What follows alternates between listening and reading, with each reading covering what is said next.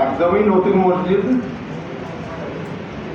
আমার আব্বা সরকারি চাকরিজীবী ছিলেন,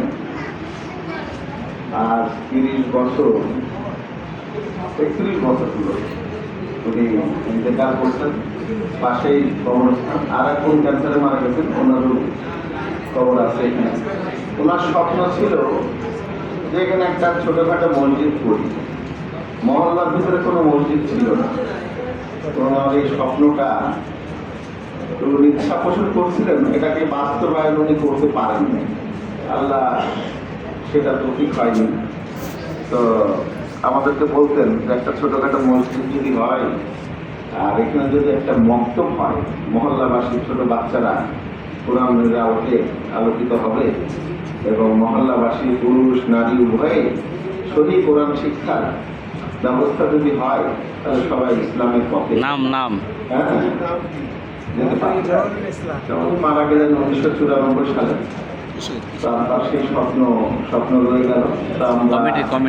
এটাকে লালন করার জন্য আমরা 4 ভাই আলাপ করতাম। আমার বড় 2 ভাই আবার 2000 সালে করোনাতে এবং দুরারোগ্য ব্যাধিতে একই মাসে 2 ভাই মারা গেলেন।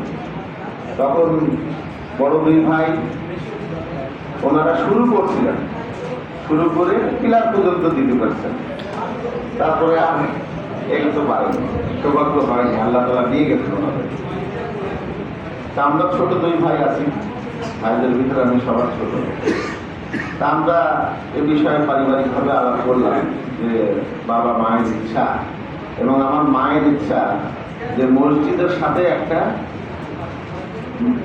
যাতে মাদ্রাসা হয়, স্কুল হয়, নুরানি টাইপের স্কুল, বাংলা ইংলিশ মিডিয়ামের পাশাপাশি কোরআন শিক্ষাটা যাতে হয়ে যায়। মানে 1ম থেকে 5ম শ্রেণীর ভিতরে একটা ছাত্র কোরআনটা শিখে যেতে পারে, আর একটা হিফজ থাকে, আমার মায়ের ইচ্ছা।